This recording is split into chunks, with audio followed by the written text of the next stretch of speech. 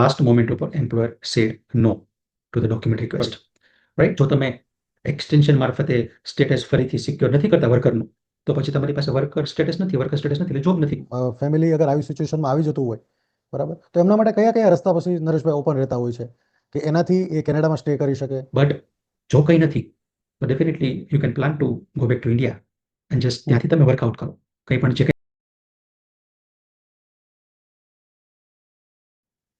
દર્શક મિત્રો, આપણે એક લાસ્ટ વીકના ફ્રેશ કેસની વાત કરીશું કે આપણા ક્લાયન્ટની પીજીડબ્લ્યુપી નું એક વીક બાકી રહ્યું હતું, તો એમનો જે એમ્પ્લોયર હતો એના લીધે ક્લાયન્ટ સાથે શું સિચ્યુએશન થઈ શકે છે એની આજે આપણે રિયલ કેસની વાત કરીશું.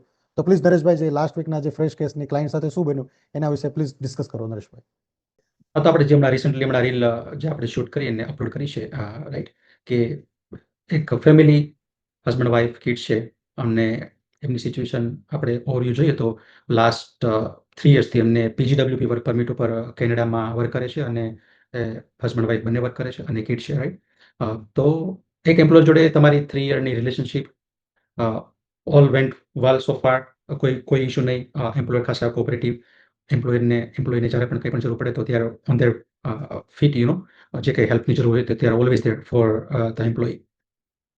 સો આ વીકમાં વર્ક પરમિટ અપ્લાય કરવાનો સમય હતો આપણે, અને એમ્પ્લોયર પાસેથી અમુક ડોક્યુમેન્ટ્સની જરૂર હોય છે. સો આપણે ક્લાયન્ટ દ્વારા એમને એમ્પ્લોયરને ડોક્યુમેન્ટ રિક્વેસ્ટ કરવામાં આવી, બટ અનફોર્ચ્યુનેટલી લાસ્ટ મોમેન્ટ ઉપર employer said no to the document request, right. તો હવે એ document actually it was very critical અને important document to submit in the work permit application for an extension, right. જે PGWP work permit હતી એમનું extension કરવાનું આપણે હતું, તો એમાંનું એક ઇમ્પોર્ટન્ટ ડોક્યુમેન્ટ હતું કે જે એમ્પ્લોયર પાસેથી અપ ટુ ડેટ લેવાનું હતું. જ્યારે વર્ક પરમિટ સબમિટ કરો ત્યારે રિસન્ટલી ઇસ્યુ કરેલું હોય એવી રિસન્ટ ડેટ વાળું ડોક્યુમેન્ટ જરૂર પડે. તો at that point of time જ્યારે ક્લાયન્ટ દ્વારા એમ્પ્લોયર રિક્વેસ્ટ કરવામાં આવી તો એમ્પ્લોયરે સ્ટ્રિક્ટલી ના પાડી દીધી ડોક્યુમેન્ટની. Then we communicated with that employer અને એમને સમજાવવાની કોશિશ કરી કે આ પ્રમાણે એમનો ડોક્યુમેન્ટની જરૂર છે અને સો એનો બેનિફિટ રહેતો હોય છે, અને એનું ડોક્યુમેન્ટ દ્વારા એમ્પ્લોયરને કઈ રીતે પ્રોસેસ કરવી જોઈએ એ પણ આપણે સમજાવ્યું એમને. તો એમને ખ્યાલ પણ આવ્યો થોડો ઘણો. બટ નિલેશભાઈ, જ્યારે એમ્પ્લોયરની પણ સિચ્યુએશન એવી હોય કે એમને ઇમિગ્રેશન તમે કોઈ પણ ડોક્યુમેન્ટનું રિક્વેસ્ટ કરો ને તો એમને પણ ફિયર આવે, એમને પણ ડર લાગે કે ભાઈ આ ડોક્યુમેન્ટમાં અમે કંઈ એવી લાયબિલિટીમાં ના ફસાઈ જઈએ કે અમારા ઉપર કશું આવી પડે. That's why it's a very normal response by the employer કે તમે એઝ અ ક્લાયન્ટ જ્યારે કોઈ પણ ડોક્યુમેન્ટની રિક્વેસ્ટ કરો તો વેરી ફર્સ્ટ રિસ્પોન્સ એ લોકો હંમેશા ઇગ્નોર કરે. ઓકે. બટ એટલે મોટાભાગની સિચ્યુએશન જો તમે ઇગ્નોર વાળા ફેઝમાં જ તમે વિડ્રો કરી લો એઝ અ ક્લાયન્ટ, તો પછી એમ્પ્લોયર તો કશું કંઈ પુશબેક કરવાના છે નહીં ઓન યોર બિહાફ. બટ એટલે ત્યારે આપણે એમને હેલ્પ કરતા હોઈએ કે ભાઈ ડોક્યુમેન્ટ શું છે, એમનું પ્રોસ એન્ડ કોન્સ શું છે, તમારા ઉપર એઝ અ એમ્પ્લોયર તમારા ઉપર લાયબિલિટી છે કે નહીં, what is the document is all about. તો આપણે એને બધું આખી સિચ્યુએશનથી ફેમિલિયર કરવાની કોશિશ કરતા હોઈએ on behalf of client, right. બાકી આપણે કોઈ ડાયરેક્ટ કોઈ એમ્પ્લોયરને કોઈને કમ્યુનિકેશન ના કરી શકીએ. સો નરેશભાઈ, આટલું જે તમે કીધું કે એમ્પ્લોયર સાથે તમે વાત કરી અને કોમ્યુનિકેશન કરી કે ભાઈ ડોક્યુમેન્ટ મારા ક્લાયન્ટ માટે ઇમ્પોર્ટન્ટ છે, તો એના લીધે શું એમ્પ્લોયરને કંઈ ફરક પડે? એ ડોક્યુમેન્ટ તમને પ્રોવાઈડ કરી દીધું હોત, બરાબર, એમનું જે વર્ક પરમિટ એક્સટેન્શન માટે જરૂર હતી, તો એના લીધે કોઈ એમ્પ્લોયરને ફરક પડવાનો હતો? કારણ કે ક્લાયન્ટને તો ઘણો બધો ફરક પડી ગયો છે. એક્ઝેક્ટલી ક્લાયન્ટને તો વર્ક પરમિટ એક્સટેન્શનમાં હેલ્પ મળવાની છે, રાઈટ. એ ડોક્યુમેન્ટથી જે ડોક્યુમેન્ટ રિક્વાયર્ડ છે. બટ એમ્પ્લોયરને ફરક પડે કે ના પડે? હવે એમ્પ્લોયરને ફરક એટલે એના પર લાયબિલિટી ના આવે. એમ્પ્લોયરને ફરક પડે ઇન ધ સેન્સ એને ડર શાનો હોય? તમને એઝ અ એમ્પ્લોયર તમને શું હોય કે મારા ઉપર લાયબિલિટી આવે, મારા ઉપર બર્ડન એક્સ્ટ્રા આવે છે કે નહીં, right.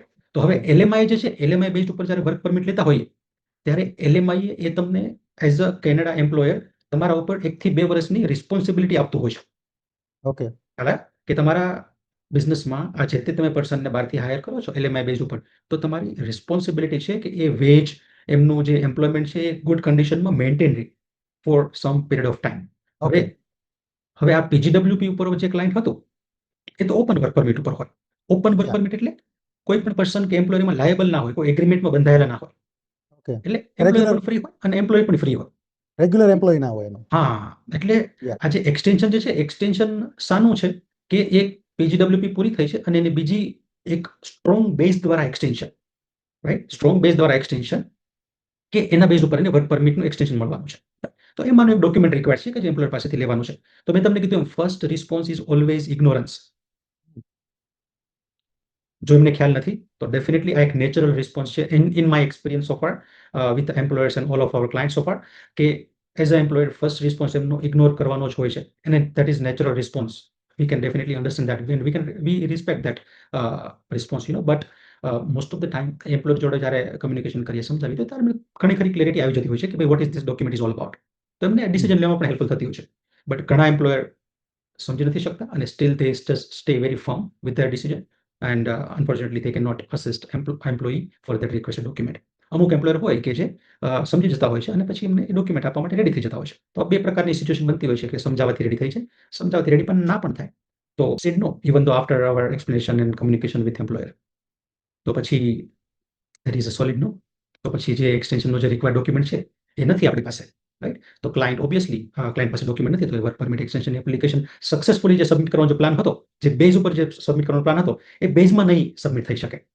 Will have to okay explore in other options કે જે સક્સેસફુલી પેરેલલી એમને એક્સટેન્શન કરવામાં હેલ્પફુલ થઈ શકે કે કેમ. તો આખી મેટર જે હતી, આખી મેટર ચેન્જ થઈ ગઈ ઓકે એક જ આખું દિવસમાં. ડિસિઝન ચેન્જ થઈ ગયું આખું એના હા, લીધે ક્લાયન્ટનું હા, જે ડિસિઝન આવવાનું હતું. હા. એક આમ કહીએ તો આખા એકાદ વીકનું કમ્યુનિકેશન, અને એક જ વીકમાં આખી ગેમ ચેન્જ થઈ ગઈ. ઓકે એવું વિચાર્યું પણ ના હતું. ના, ડેફિનેટલી નોટ. કેમ કે તમારું 2 to 3 યર્સની રિલેશનશિપ વિથ એમ્પ્લોયર બધું અત્યાર સુધી સપોર્ટિવ હોય, કોઓપરેટિવ હોય. જે કંઈ રિક્વેસ્ટ કરીએ ટોટલ ઇમિગ્રેશન માટે, એ ઇટ્સ ઓલવેઝ યસ, રાઈટ. થોડી ઘણી યસ ડેફિનેટલી કમ્યુનિકેશન ટફ કરવું પડે, એવું બધું જરૂર પડે. બટ ડોક્યુમેન્ટ રિક્વેસ્ટમાં always we had a green signal from that employer. તો પછી તમને કેવું હોય કે ડેફિનેટલી આમાં પણ હજુ મારે જરૂર પડશે, ત્યારે એમ્પ્લોયર ગ્રીન સિગ્નલ જ આપશે. બટ ઓકે કીધું ને, એક બિગ ડ્યુરેશન પછી એવા ફેઝ ઉપર સિચ્યુએશન આવીને ઉભી રહી કે એમ્પ્લોયર વિથડ્રો ધેર સપોર્ટ. બરાબર. એક બે દિવસમાં એમની વર્ક પરમિટ એક્સપાયર થવાની હતી ને આપણે એના પહેલા વર્ક પરમિટ એક્સટેન્શન સબમિટ કરવાના છીએ. બરાબર. તો આવી સિચ્યુએશનમાં અગર એમની જોબ જાય તો ફેમિલી એમના ઉપર ડિપેન્ડ હતું, તો ક્લાયન્ટની કેવી સિચ્યુએશન આવે એના વિશે જરા વાત કરો. ડેફિનેટલી અહીંયા તો કેવું છે કે તમારી પાસે વર્ક પરમિટ છે, you are in good condition, તમારી જોબ સારી છે, બધું સારું સારું જ છે, અને જોબ ચાલુ છે, you are getting your monthly salary and everything, life is going well. જો તમે એક્સટેન્શન મારફતે સ્ટેટસ ફરીથી સિક્યોર નથી કરતા વર્કરનું, તો પછી તમારી પાસે વર્કર સ્ટેટસ નથી, એટલે જોબ નથી, ઓકે રાઈટ. તો આ એક ફેમિલી માટે it's a big thing, ya right. Ya, કેમ કે એમ્પ્લોયરે પણ તમને આન્સર આપી દે કે ભાઈ તમારી પાસે 2 દિવસ પછી જોબ નથી. યા એક્ઝેક્ટલી. જોબ નથી તો યુ કેન ડેફિનેટલી ઇમેજિન કે તમારું સિચ્યુએશન કેવી હોય. 2 દિવસ પહેલા જોબ હતી, તમે 3 વર્ષથી જોબ કરો છો full time, you are earning some money every month, તમારા બેંકમાં સક્સેસફુલી ડિપોઝિટ થાય છે, તમારી લાઈફ ચાલે છે, you R meeting all of your expense, જે કંઈ અહીંયા રહેવાના લાઈફસ્ટાઈલના જે કંઈ ખર્ચા આવે છે, તમે કમ્ફર્ટેબલી બેર કરી શકો છો, અને લાઈફ ચાલે છે, અને you are working for your PNP PR journey, right. અને અચાનક જ એવું આવી જાય ફેઝ કે તમારી પાસે 2 દિવસ પછી વર્ક નથી, તો તમે ઇમેજિન કરી શકો કેવી સિચ્યુએશન હોય. It's a really tough situation for a family residing and working and living in Canada. યા કારણ કે સડનલી કોઈ તમને એમ કહેવામાં આવે કે તમારે હવે તમારી પાસે કોઈ પણ જાતનું વર્ક નથી, તો આપણે એઝ અ નોર્મલ પર્સન સમજી શકીએ છીએ કે શું સિચ્યુએશન થાય. કારણ કે બધા એક્સપેન્સ કાઢવા બી ઘણા ટફ છે without job. Totally, Nareshbhai. Totally. એક વખત તમે વર્કર સ્ટેટસ ઉપર આવી ગયા અને you R earning some money, let's સે you are earning at least basic વાત કરીએ તો $4,000 a month as a family income તમારી એટલી છે, રાઈટ. તો $4,000 આવતા અચાનક જો બંધ થઈ જાય, અને જો તમારી ઇન્કમ ઝીરો થઈ જાય નેક્સ્ટ વીકથી, નેક્સ્ટ મંથથી, તો તમે સેવિંગ તો ઓબ્વિયસલી તમે વર્કર સ્ટેટસમાં હોય, જો પીએનપીપીઆર ના થયા હોય, એટલે અહીંયા લાઈફસ્ટાઈલ એ પ્રકારની છે કે તમને બિગ સેવિંગ તો ના જ હોય, Yeah. રાઈટ. તો પછી આખું it's a mind boggling situation. Right. Income stop થઈ જાય, યુ કેન નોટ સી કે તમારી લાઈફ શું છે નેક્સ્ટ વીકથી નેક્સ્ટ મંથથી, જો વર્કર નથી તો. પ્લસ ફેમિલીની રિસ્પોન્સિબિલિટી છે.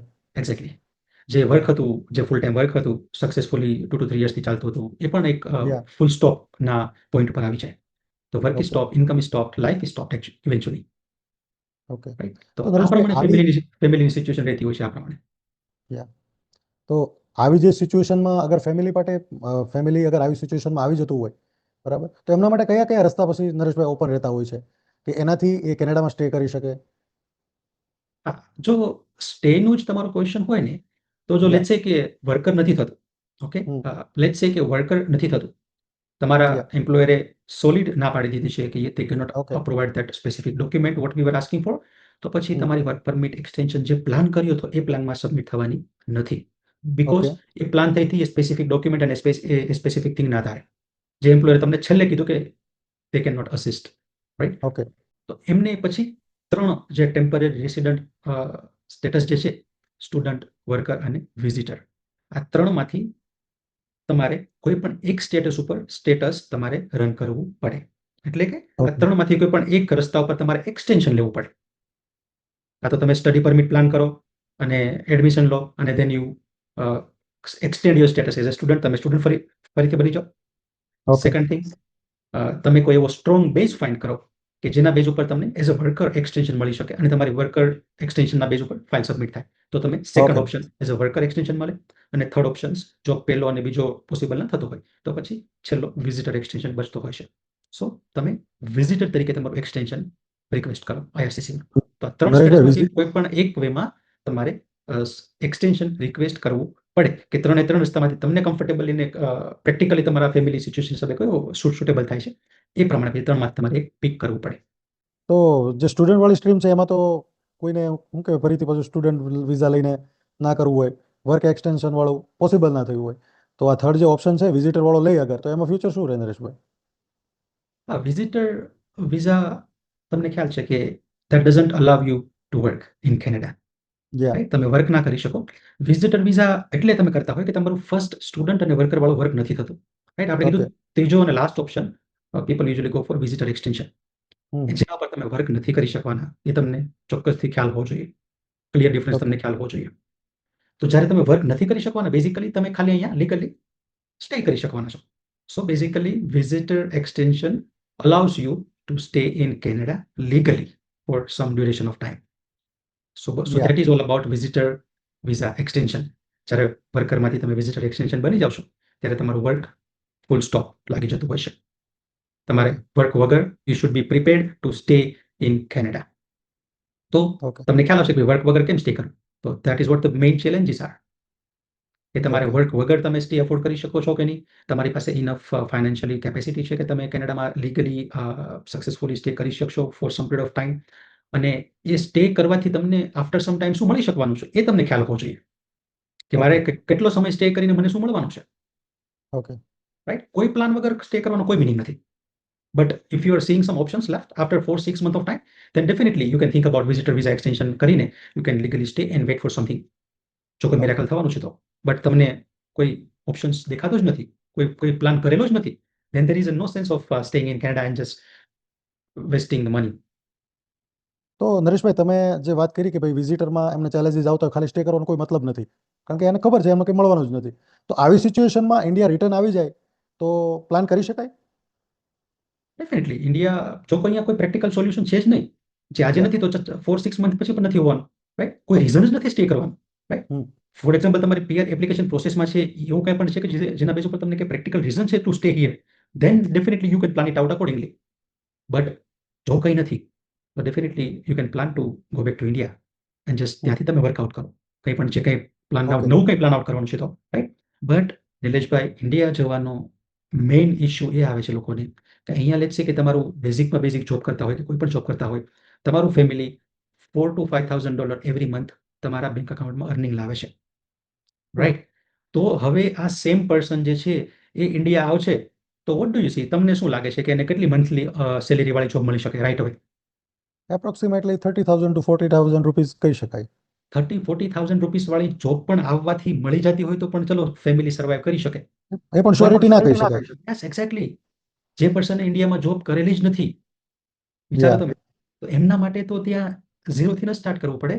યા ડેફિનેટલી. રાઈટ, 30-40,000 ઇનિશિયેટ કોઈ પણ રિસન્ટ ગ્રેજ્યુએટ જોબ મળે તો એ કોમન નથી, એ અમુક સ્પેસિફિક ડિગ્રી હોલ્ડર્સ હોય તો એ ડેફિનેટલી મળી શકે. સ્પેસિફિક ડિગ્રી હોય, સ્પેસિફિક એક્સપિરિયન્સ હોય, એ જ એક્ઝેક્ટલી, ક્રાઇટેરિયા એમના કેલ્ક્યુલેટ થતા હોય. એક્ઝેક્ટલી. રાઈટ, એટલે એ બધા ફેક્ટર્સને રિસ્પેક્ટ કરીને પછી પણ જોબ મળી શકે તો મળી શકે.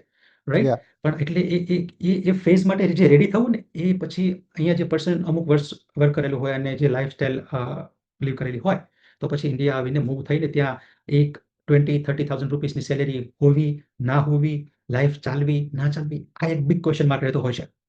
So okay this is what is very disturbing thought process, કે ભાઈ ઇન્ડિયા યા જવાથી પણ શું, ઇન્ડિયા જવાથી બેઝિક જોબ છે કે નહીં, જોબ છે તો કઈ સેલેરી મળવાની છે કે જેનાથી ઇન્ડિપેન્ડન્ટલી તમે ક્યાંય પણ અલગ જગ્યાએ તમારું રેસિડન્સ, રેન્ટ, ગાડી, બેઝિક લાઈફસ્ટાઈલ અફોર્ડ કરી શકો છો એટલી સેલેરી છે કે નહીં. આ જો એક શ્યોરિટી મળતી હોય તો પણ પર્સનને પ્રોબ્લેમ ના આવે, પણ આ એક શ્યોરિટી નથી ને, એટલે મોટાભાગનું ક્રાઉડ છે એ ડિસ્ટર્બ થતું હોય છે. તો નરેશભાઈ, જે આવી સિચ્યુએશન થતી હોય, આપણે સમજી શકીએ કે ફેમિલી ઘણું બધું ડિસ્ટર્બ થઈ જતું હોય, ઘણું સ્ટ્રેસમાં જતું હોય, તો આવી સિચ્યુએશનમાં એઝ અ પ્રોફેશનલ આરસીઆઈસી કે કઈ રીતે મદદરૂપ બનતા હોય છે, તો કેવો રોલ રહેતો હોય છે આરસીઆઈસી પ્રોફેશનલનો, એના વિશે જરા શોર્ટમાં સમરાઇઝ કરો. ડેફિનેટલી એઝ અ આરસીઆઈસી પ્રોફેશનલ આપણો રોલ નિલેશભાઈ એટલો રહેતો હોય છે કે એક સ્પેસિફિક સિચ્યુએશન પ્રમાણે, લેટ્સ સે કે આ સિચ્યુએશનની વાત કરીએ તો આ સિચ્યુએશનમાં સો ફાર ક્લાયન્ટ અને આપણી relationship is four longer period of time, right. આપણે ક્લાયન્ટની ફાઇલ ઉપર વર્ક કરીએ છીએ જ્યારથી person was a student, right. તો વી અન્ડરસ્ટેન્ડ અને અમારી professional relationship is stronger. Okay. એવું કોઈ નથી કે લાસ્ટ વીકમાં કન્સલ્ટેશન થયું હોય ને we are in new professional relation, but it's a longer period of time, right. તો અમને વી નો ઈચ અધર, અમારી એકબીજાની પ્રોફાઇલ અને એકબીજાનું વર્ક નેચર ખબર છે, રાઈટ. યા. તો જ્યારે આવી લોંગર પીરિયડથી તમે કોઈ પણ એપ્લિકેશન ઉપર વર્ક કરતા હોય, right, you know your client very well. એમની સિચ્યુએશન ખબર હોય, એમનું પ્રેઝન્ટ પ્રોફાઇલ ખબર હોય, એમનું બેકગ્રાઉન્ડ ખબર હોય ઇન્ડિયાનું, રાઈટ. જ્યારે તમને પ્રેઝન્ટ પાસ્ટ આખી પ્રોફાઇલ બધી બાજુથી ખબર હોય ને, then you can definitely find better options for them.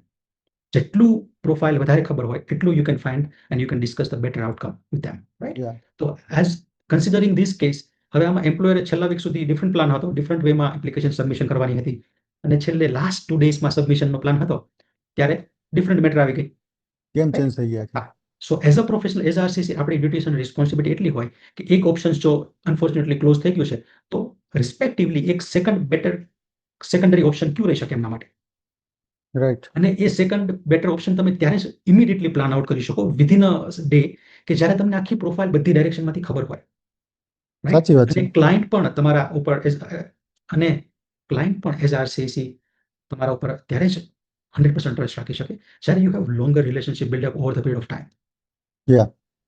Right. જ્યારે કોઈ નવું જ ક્લાયન્ટ આવ્યું હોય, વિધિન અ વીક કન્સલ્ટેશન લઈને જો વર્ક પરમિટ સબમિટ કરવાનું થયું હોય, તો થોડુંક ઇનસિક્યુરિટી ફીલ થાય કે ભાઈ એક ઓપ્શન વર્કઆઉટ નથી થયું, બીજું કરશું તો કંઈ થશે કે નહીં, બીજું નહીં થાય તો શું થશે, રાઈટ. લોટ્સ ઓફ ક્વેશ્ચન્સ, અને વેરી નેચરલ છે, રાઈટ. તો આ સિચ્યુએશનમાં પણ એ જ થયું, we had to find second better parallel option, અને ઓકે. સક્સેસફુલી રિસ્પેક્ટિંગ ક્લાયન્ટની પ્રોફાઇલ એન્ડ સિચ્યુએશન, પછી આપણે second option better option find કર્યું અને વી સક્સેસફુલી સબમિટેડ એમની family work permit extension application. અને ઓકે. પછી successfully next day we received conditional approval, કે જે નેક્સ્ટ 12 મંથ્સ માટે એમને લીગલી વર્ક કરવા માટે અલાઉ કરતું હોય છે. So okay. After lots of confusions, doubt, lots of mix feeling, કેનેડામાં રહેવું કેમ રહેવું, વર્કર સ્ટોપ થઈ જશે, ઇન્કમ ઝીરો, ઇન્ડિયા જઈશું તો ઇન્ડિયા કશું વર્ક હોવું ના હોવું, સેલેરી થવી ના થવી, લાઈફ કઈ રીતે હશે, નેક્સ્ટ વીકથી life was at question mark. Okay. અને આ વિધિન અ ડે ઓર ટુની મેટરમાં વી સબમિટેડ એપ્લિકેશન સક્સેસફુલી, અને નેક્સ્ટ ડેમાં we received conditional work permit extension, કે based on that person can work next 12 months same condition માં, જેની previous 3 years open work permit હતી Okay. ને એ જ કન્ડિશનમાં. તો જ્યાં સુધી ડિસિઝન ના આવે ને ત્યાં સુધી full family is safe and eligible to work full time unlimited hours. So that's what our duties are as a RCAC professional.